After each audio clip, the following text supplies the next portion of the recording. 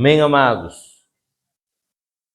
Então, Mateus capítulo 28, a partir do verso 16, ele nos dá uma diretriz enquanto igreja. E, amados, tenha plena convicção que se você faz parte dessa instituição divina que existe aqui na terra, chamada igreja, sinta-se privilegiado.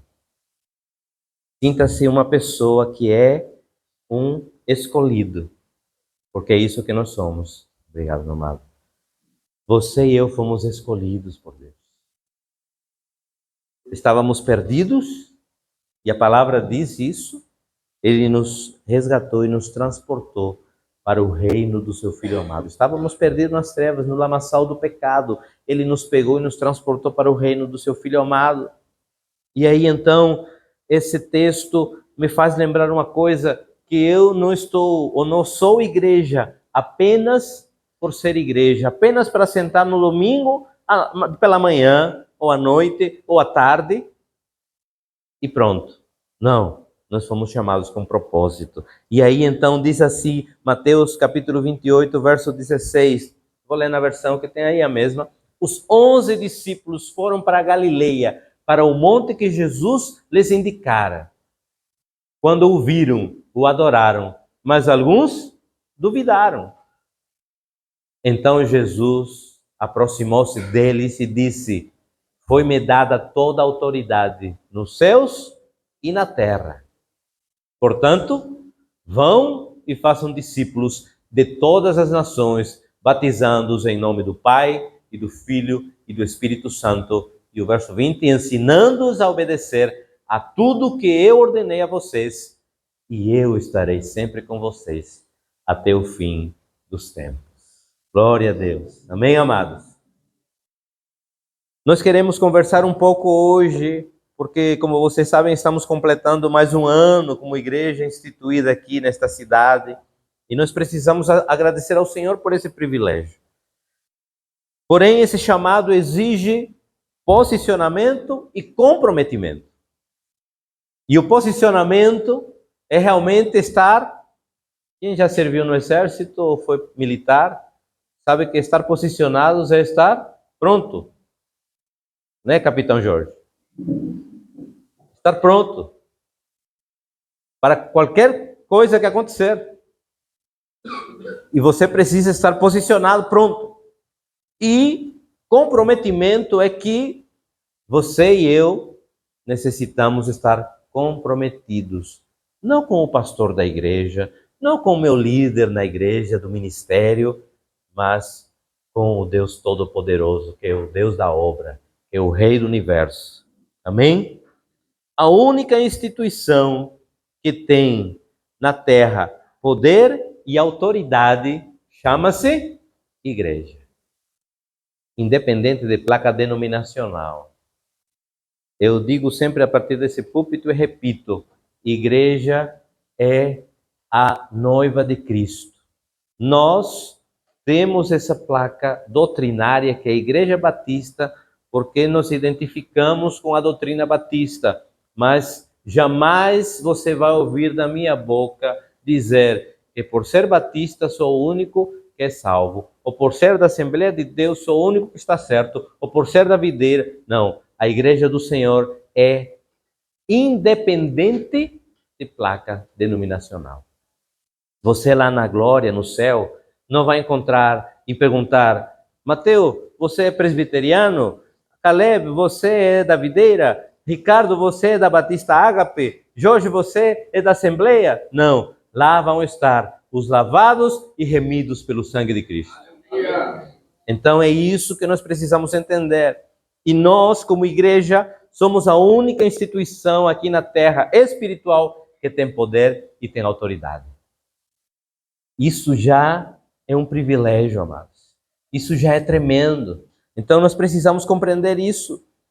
E precisamos entender também que somos chamados e comissionados. E a missão, ela envolve toda a igreja. Ela não envolve apenas o pastor, ela não envolve apenas o missionário, ela não envolve apenas o líder de ministério. Não. Toda a igreja precisa estar envolvida. Toda a igreja precisa entender que somos chamados, primeiro, como já temos pregado aqui, chamados de onde? Fomos chamados das trevas. Estávamos nas trevas, fomos chamados e nós fomos retirados das trevas. Mas com que propósito? E aí nós vamos ver isso. Toda a igreja precisa estar envolvida, não apenas uma pequena parte, não apenas os líderes, não apenas o pastor, toda a igreja. Em 1974, houve um congresso em Lausanne, na Suíça, onde foram desenvolvidos vários pontos para a igreja do Senhor. Muitos líderes espirituais se reuniram e houve o chamado Pacto de Lausanne. E nesse Pacto de Lausanne existe um termo que é claro para que a igreja possa entender. E esse pacto, ele se resume numa coisa, diz assim: o propósito de Deus é o evangelho todo por toda a igreja, em todo o mundo, a toda criatura. Vocês entenderam? Vou repetir. O propósito de Deus é o evangelho todo. O que quer dizer isso? Eu não posso pregar apenas uma parte do evangelho. Eu tenho que pregar todo o evangelho, integralmente. Eu não posso omitir as coisas. Porque a própria palavra diz: ai daquele que tirar um tio ou uma vírgula. Nós precisamos entender isso. Outra coisa diz por toda a igreja, ou seja, toda a igreja precisa estar envolvida nessa missão. Em todo o mundo. E a toda criatura. Essa é a nossa grande comissão. Nós precisamos entender que todos nós somos chamados para a salvação. Você foi chamado para ser salvo? Vamos pregar sobre salvação hoje, porque tem alguns que não foram. Vocês foram chamados para ser salvos? Amém. Agora melhorou. Agora vou fazer apenas um apelo no final para ver, né? Amém, amados. Então, se você foi chamado para ser salvo, você prepare-se, porque você é enviado. Nós vamos ser enviados para pregar essa salvação. Então, esse é o nosso propósito. E a primeira coisa que eu preciso ressaltar nessa manhã é verso 18. Diz assim, então, Mateus 28, 18. Então Jesus aproximou-se deles e disse: olhe, foi-me dada toda a autoridade nos céus e na terra. E a primeira coisa, então, é que aquele que nos comissionou, que nos comissiona, ele tem toda a autoridade e poder. Ele tem toda a autoridade e poder. E ele delegou à igreja. Olha aí que maravilhoso é isso. Ele que detém todo o poder e autoridade, e ele agora comissiona a igreja. Diz: igreja, eu quero comissionar você. E essa comissão, ela também é investida com autoridade e poder. Você e eu temos autoridade e poder aqui na terra. Putin pensa que tem o poder.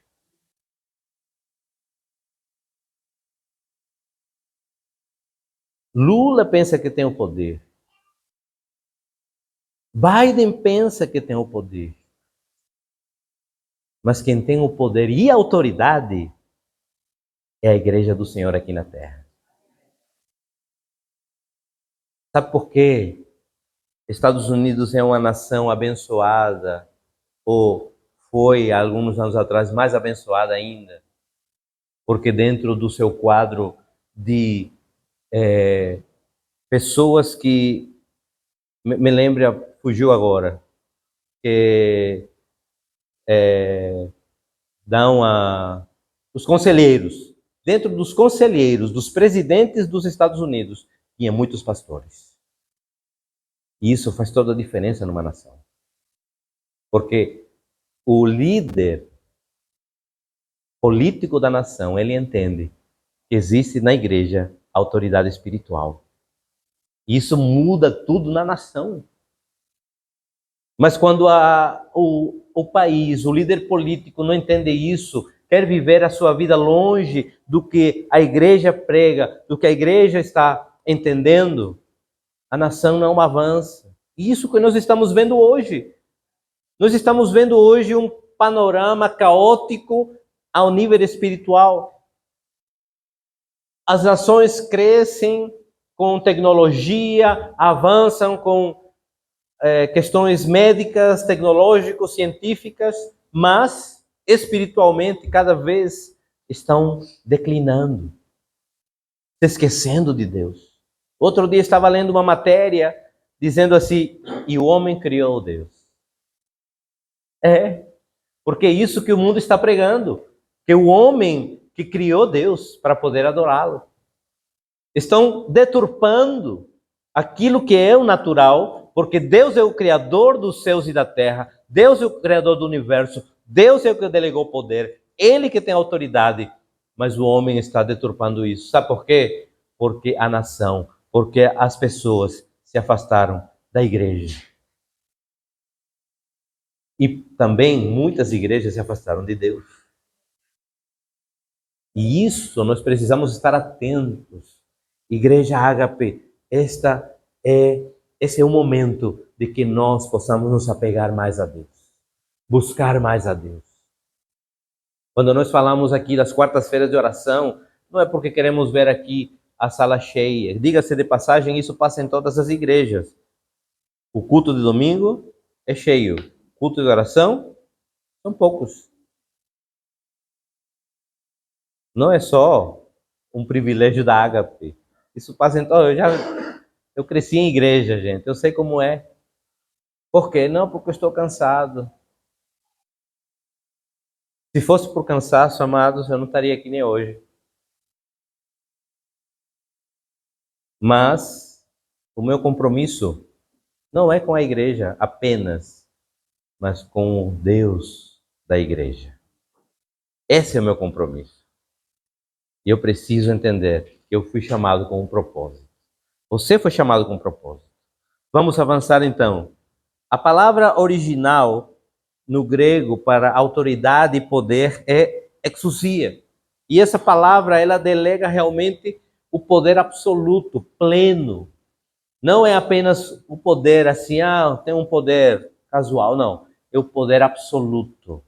Então você precisa entender que Deus, ele tem esse poder e ele delegou. Em outras palavras, nós devemos entender que quem nos dá ordem é a máxima autoridade do universo. Não é alguém aqui na terra que está te dando ordem, que tem um poder qualquer. Não é o pastor da igreja, coitado. Não, é o rei do universo. Ele nos dá essa autoridade. E por esse motivo, ele merece todo o nosso respeito e obediência. Se eu, no trabalho, eu respeito o meu chefe e o obedeço, por que na igreja eu não respeito e obedeço a palavra de Deus? Eita! Mas pastor, hoje é dia de festa. Sim, festa também tem chicote. Amados, deixa eu dizer uma coisa. A palavra diz que nós precisamos entender a palavra como aquela que nos orienta, que nos posiciona, que nos redargue, que possamos compreender, nos instrui para poder fazer aquilo que é correto. Eu nunca subi aqui, e o dia que eu subir, você tem autoridade para me fazer descer, para pregar outra coisa que não esteja dentro da palavra. Porque eu tenho plena convicção que esse púlpito aqui, ele é coisa séria. Não é para brincar. É para que você e eu possamos ser direcionados ao propósito que Deus tem para nossas vidas.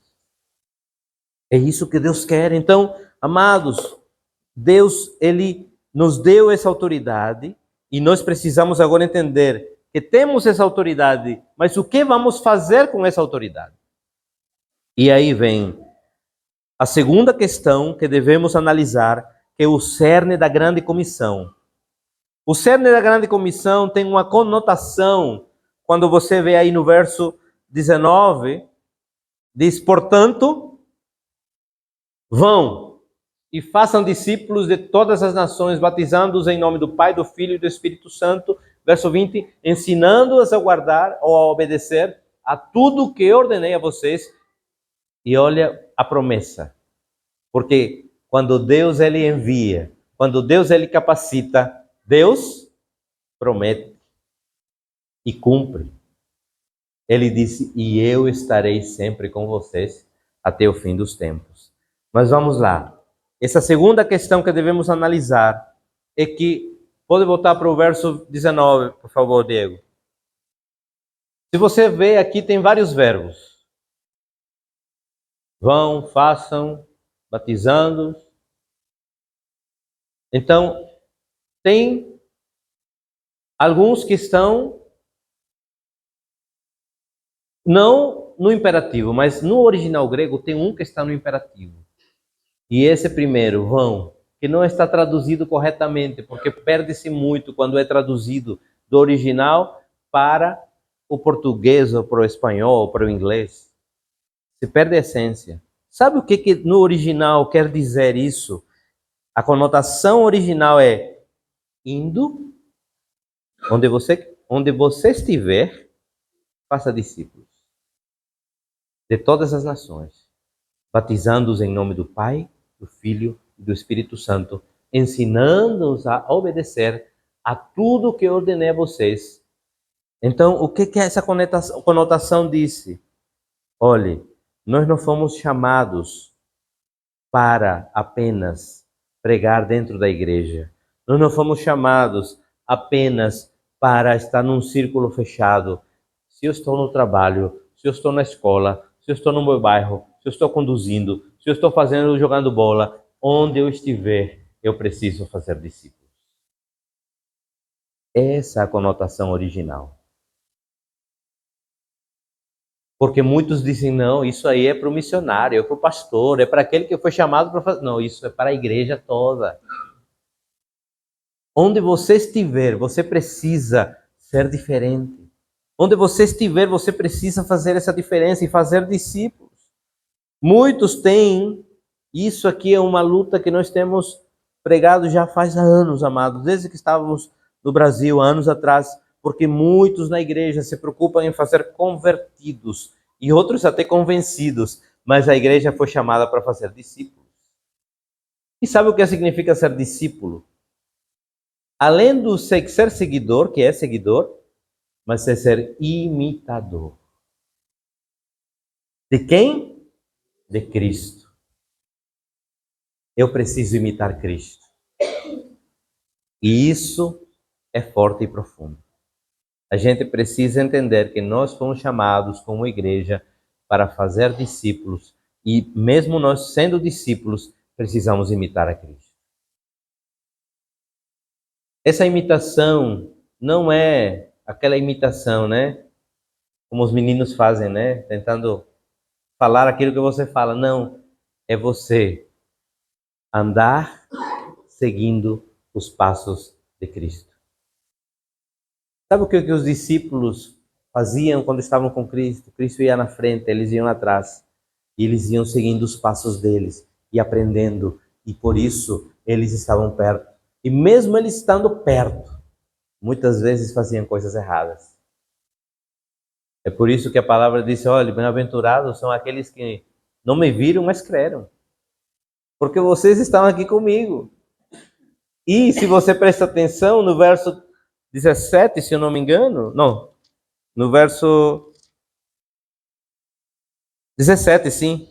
Quando ouviram, o adoraram, mas alguns duvidaram. Eu não quero fazer parte dessa percentagem da igreja que duvida. Eu quero fazer parte da percentagem daqueles que eu adoro. Quantos adoradores tem aqui? Glória a Deus. Então, se você é adorador, você é obediente e você é comissionado a fazer discípulos. Glória a Deus. Nós não fomos chamados então para fazer convertidos ou convencidos. Não, nós fomos chamados para fazer discípulos. Não é quanto você e eu sabemos da verdade que nos torna discípulos, certo? Mas é quanto nós obedecemos essa verdade. Conhecer é uma coisa e obedecer é bem diferente. O conhecimento sem a obediência é infrutífero. É apenas saber, é inteligência. Mas o conhecimento praticando em obediência é sabedoria. É isso que diferencia inteligente do sábio. O inteligente pode fazer milhões de euros. O sábio pode fazer centenas, mas tem um coração grato e ligado ao Senhor. Então é isso que Deus quer de nós. Abra sua Bíblia em João capítulo 15, dos versos 7 ao 10. João 15, de 7 ao 10.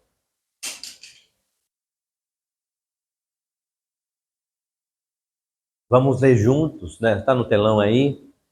Na voz de 3, juntos vamos ler esses textos. Amém? Tomaram um pequeno almoço hoje? Amém. 2, 3. Se vocês permanecerem em mim e as minhas palavras permanecerem em vocês, pedirão o que quiserem e será concedido. Meu Pai é glorificado pelo fato de vocês darem muito fruto, e assim serão meus discípulos. Como o Pai me amou, assim eu os amei. Permaneçam no meu amor. Se vocês obedecerem aos meus mandamentos, permanecerão no meu amor, assim como eu tenho obedecido os mandamentos do meu Pai, e em seu amor permaneço. Tenho dito estas palavras para que a minha alegria esteja em vocês e a alegria de vocês seja completa. Amém, amados? Veja bem, nós vamos ser conhecidos como os discípulos de Cristo se dermos fruto. É por isso que Jesus vai dizer: pelos frutos vocês serão conhecidos. Não adianta, amados, a gente viver uma vida religiosa. A religiosidade, ela não é frutífera. A religiosidade é como aquela figueira que era muito bonita por fora, frondosa, cheia de folhas, mas quando Jesus foi perto, não tinha nenhum fruto. Já uma vida frutífera, você pode até estar com as folhas caídas, você pode estar até cansado, mas cheia de frutos. Essa é a grande diferença. Então nós precisamos compreender, como discípulos de Cristo, nós precisamos ser frutíferos. E essa frutificação é através de discípulos, de ter pessoas para caminhar junto. Isso não quer dizer, agora vou me encher de discípulos. Não, você discipule uma pessoa.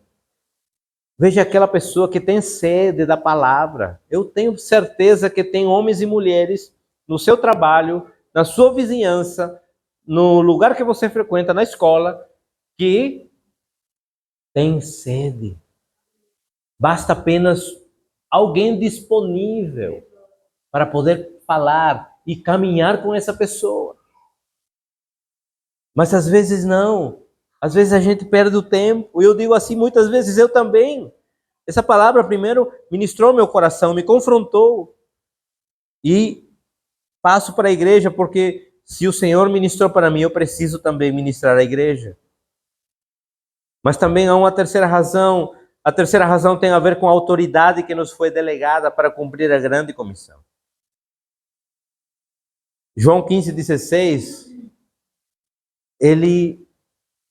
Jesus diz assim: vocês não me escolheram, mas eu os escolhi para irem e darem fruto. Fruto que permaneça, a fim de que o Pai conceda a vocês o que pedirem em meu nome. Sabe por que a palavra diz, olha, vocês pedem, mas pedem mal. Pedem para os seus deleites. Pedem para os seus prazeres. Porque quando nós estamos ligados a Jesus, quando nós obedecemos a palavra, quando nós estamos conectados com Ele, jamais vamos pedir para o nosso bem-estar. A gente vai pedir para o reino. E automaticamente, quando pedimos para que o reino avance, nós avançamos. Porque nós fazemos parte do reino. Só que a gente quer avançar sozinho. Ah, Senhor, me dá uma casa. Ah, Senhor, me dá um carro. Nada contra isso. Você pode ter uma casa boa, um carro bom. Não tem problema. Agora, a minha prioridade precisa ser o reino. Porque se a minha prioridade não for o reino, eu vou viver nessa vida tambaleando. E nada do que eu fizer vai prosperar. A gente precisa avançar. A gente precisa entender. O reino de Deus é minha prioridade. E dentro dessa prioridade é no reino. Entenda uma coisa, a sua família é o seu primeiro ministério. A igreja é o seu segundo ministério. Mas a sua família é o primeiro ministério. Está aqui um pastor que entende muito bem quando você dizer, pastor, não vou poder ir para essa reunião domingo porque eu estou com minha família, vou passear, vou fazer. Olhe, jamais vou te julgar por isso. Eu já fui religioso ao ponto de meu filho que está aí dizer, papai, geralmente nas igrejas, né, o filho de pastor é o quê? Pastorzinho, né? Pastorzinho Jonathan. Aí daqui a pouco ele vem falar comigo, pai, eu não quero ser pastor. Mas por que, meu filho? Porque pastor não tem tempo para sua família. Isso foi chocante para mim, foi um tratamento de choque. Eu comecei a rever meus conceitos. E entendi que meu primeiro ministério, minha primeira igreja é a família. Porque quando eu chegar na presença do Senhor, a primeira coisa que Ele vai me perguntar como sacerdote do meu lar, o que você fez com Célia e com Jonathan? Depois, o que você fez com a igreja Ágape? Mas o meu primeiro ministério é a família. Então está aqui uma pessoa que jamais vai te julgar. É lógico. Se existe uma programação em que você se comprometeu, aí é questão de compromisso. E você vai dizer, não, eita, agora surgiu uma reunião com amigos. É totalmente diferente. Mas tudo tem que estar aqui na igreja em função da família. Essa é uma igreja que valoriza a família, é uma igreja que tem a família como a principal instituição na sociedade, porque temos dito e repito, não existe igreja forte com famílias fracas. A igreja forte vai existir se tiver famílias fortes. E as famílias fortes precisam de tempo. E é outra coisa que nós estamos lutando como ministérios aqui, Ministério de Louvor, Ministério Infantil e outros ministérios. Nós precisamos passar mais tempo juntos. Nós precisamos ter coinonia. Nós precisamos ter liga, porque sem isso também não vamos avançar. É isso que é importante.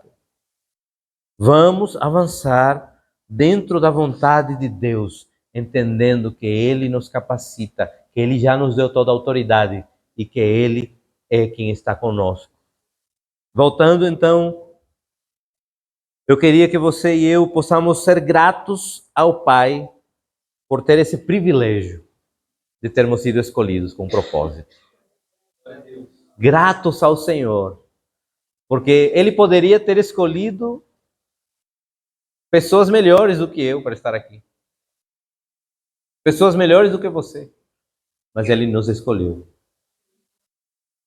E se Ele escolheu você e eu, é porque Ele tem certeza de que nós somos capazes de obedecer e fazer a sua vontade. Então vamos avante. Igreja Batista Ágape, neste novo ano, pode juntar as duas, que às vezes escorrega um pouco. Não é o peso, não se preocupa, escorrega mesmo. Nesse novo ano, nós devemos entender que a presença do Senhor está conosco, pois quem comissiona a sua igreja jamais vai abandoná-la. Novamente em Mateus 28, no verso 20. ensinando-os a obedecer a tudo que eu ordenei a vocês. Vamos ler juntos a última parte, a parte B, 2, 3. E eu estarei sempre com vocês até o fim dos tempos. Glória a Deus. Ele está conosco. E se Deus é por nós, quem será contra nós? Vamos ficar em pé, amados. Se Deus é por nós, quem será contra nós? Louvado seja o nome do Senhor. Amém. Glória a Deus.